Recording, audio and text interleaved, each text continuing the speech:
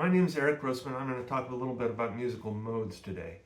I was talking with some musician friends recently, and one of them happened to mention that a particular song was in Mixolydian mode.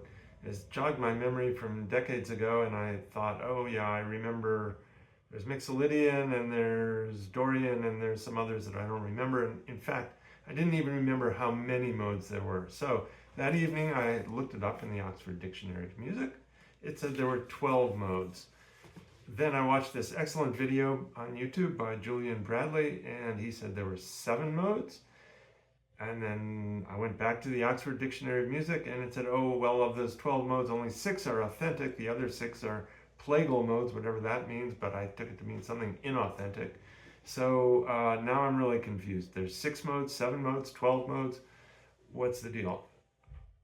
I sat down, thought about it logically. Turns out there's a very simple mathematical calculation you can do, and it says, spoiler alert, there are 21 modes. So what is a mode anyway?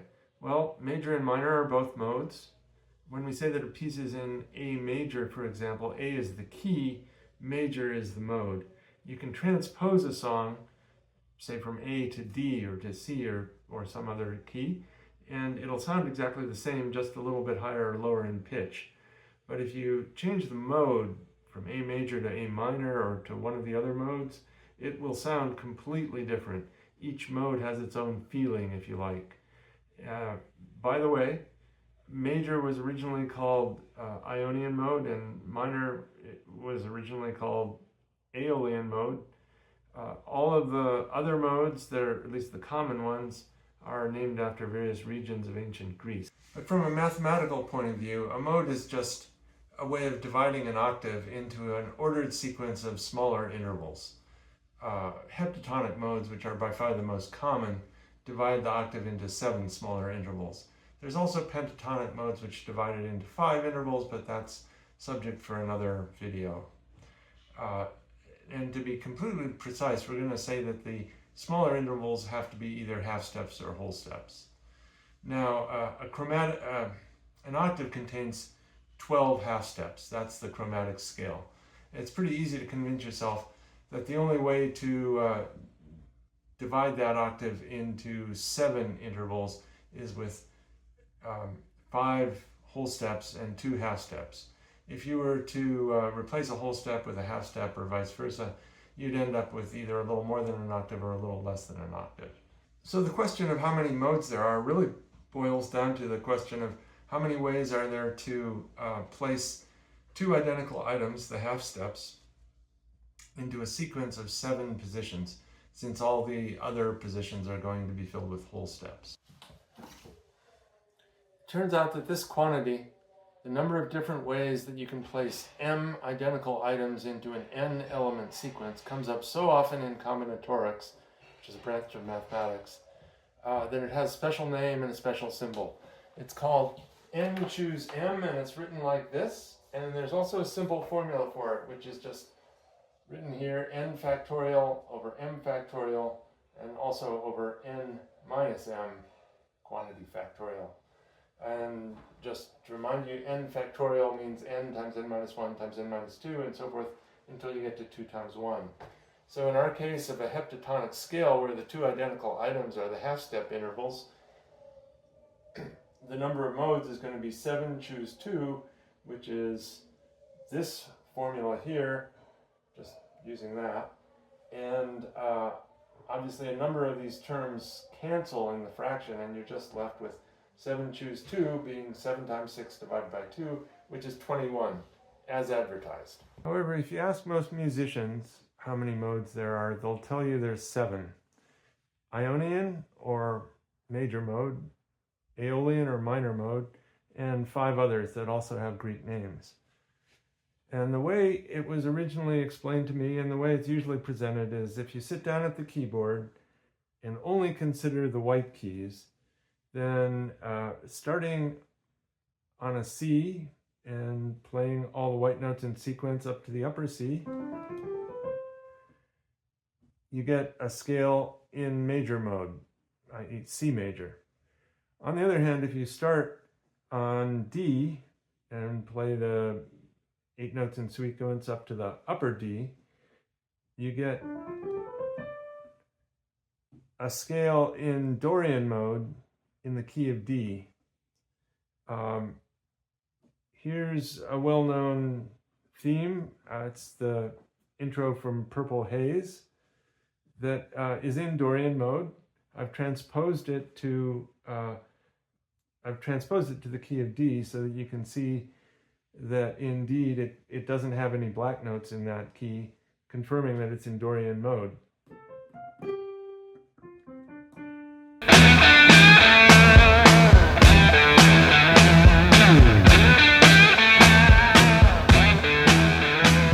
Well, it sounds better with Jimi Hendrix on guitar, but obviously it's the same song. Now, you get all the other modes in a similar way, just on the white notes. If you start and end on E, that's Phrygian mode. Starting and ending on F gives Lydian mode. Starting and ending on G gives Mixolydian mode. Starting and ending on A gives minor mode or Aeolian. And starting and ending on B gives Locrian mode, which is pretty rare.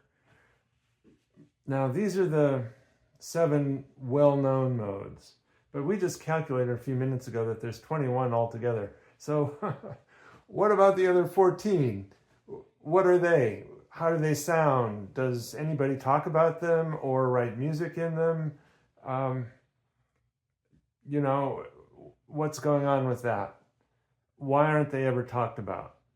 Well, the thing is that even though mathematically all the modes are completely equivalent, musically they're not. Some modes, you know, are more familiar to us and more emotionally satisfying than others, and that is a completely cultural thing. So for Westerners, we've grown up listening to lullabies in major mode and minor mode literally since the day we were born. But it's different in other cultures. So some modes which are very rare in Western music are very common in other cultural traditions, and vice versa. Some that are very common in Western music are very rare in other musical traditions. So just to sort of be general and not Eurocentric, we're going to go back and think about things mathematically again. So a musical mode is defined by its sequence of 7 intervals, either whole steps or half steps. Major mode, for example, is whole step, half step, whole step, whole step, half step.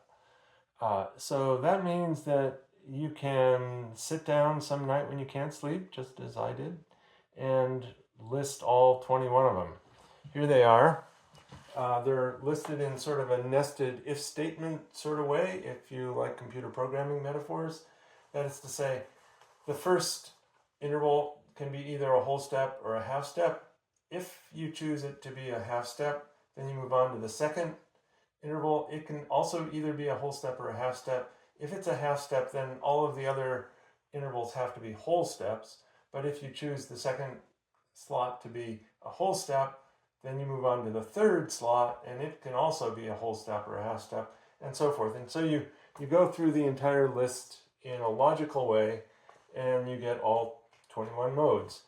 I've labeled in this list all of the 7 that have Greek names that are the standard well-known ones. The forgotten modes, as I call them, are all of the others. However, it turns out there's a little more to it than that. The 21 modes naturally divide themselves into 3 groups of 7. For example, if you take the major mode, which I've copied up here, whole step, half step, and so forth, and you perform what mathematicians call a cyclic permutation, where you take the first element in the sequence and move it to the end, and take all the other elements in the sequence and move them up 1 slot, you end up with Dorian mode. And if you continue doing cyclic permutations, you end up with Phrygian, Lydian, and all the other all 7 of the well-known modes, and then you end up back at major. Using cyclic permutations, you can never get from one of the well-known modes like major to either mode 1 or mode 2 in that original list that I made in the middle of the night. I've copied those two modes here. And why is it that you can never get from one to the other? Well, it's because major mode and all the other well-known modes have exactly two whole step intervals lying in between the half-step intervals. You have to think of the modes as cycles here, not sequences. So you count up to 7 and immediately go back to 1. So these are the two whole step intervals that lie in between the half-step intervals. In mode 1, the half-step intervals are adjacent to each other.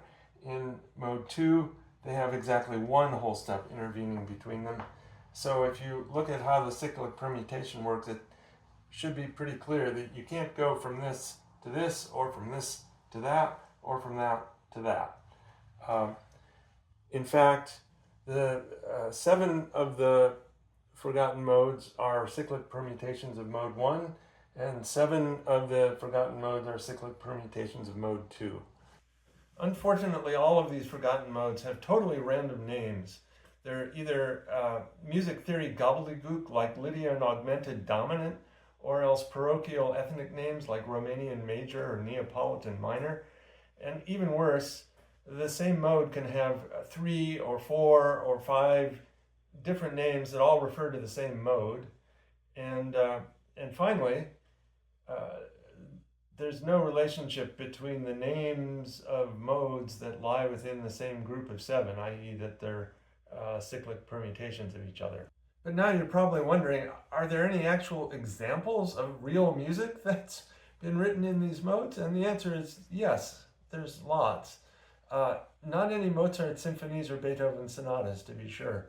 All of European classical music is either in major mode or minor mode, mostly thanks to a 16th century Swiss monk who wrote an influential book on music theory. But if you look a little more broadly, then, for example, one of the cyclic permutations of our mode number 2 is sometimes called the jazz minor mode, and there's lots of examples. It's easy to find examples of that. For instance, there's a jazz standard called Autumn Leaves that's been recorded by many of the jazz greats, Oscar Peterson, Miles Davis, Cannonball Adderley, and also Eric Clapton and Edith Piaf, who we're listening to now. It's actually the same as major mode, but with a minor third. The falling leaves drift by the window, the autumn leaves of red and gold. Another mode from the same group of 7 features in the song Valar Morghulis from the Game of Thrones soundtrack. It's sometimes called Aeolian dominant mode, sometimes it's called descending melodic major mode, and sometimes it's called Hindu mode. According to Wikipedia, it corresponds exactly to the Raga Charukeshi in Indian classical music.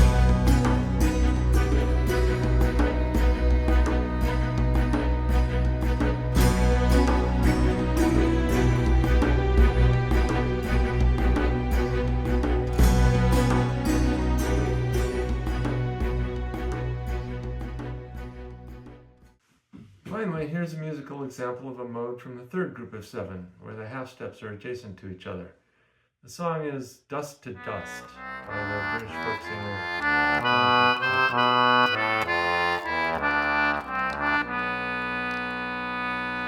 Digging graves is my delight, digging graves for you to lie in.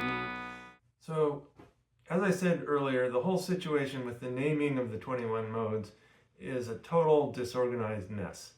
So I have a modest proposal. Obviously, anyone who's listening to this, if there is anyone, you're free to take this or leave it as you please, but it works for me. I propose that the 7 modes that are cyclic permutations of our mode 1 be named after races in the Star Trek franchise, and that the 7 modes that are cyclic permutations of mode 2 in our list be named after languages in the Lord of the Rings, and the 7 modes that have Greek names. We just stick with those since they're already conventional and accepted.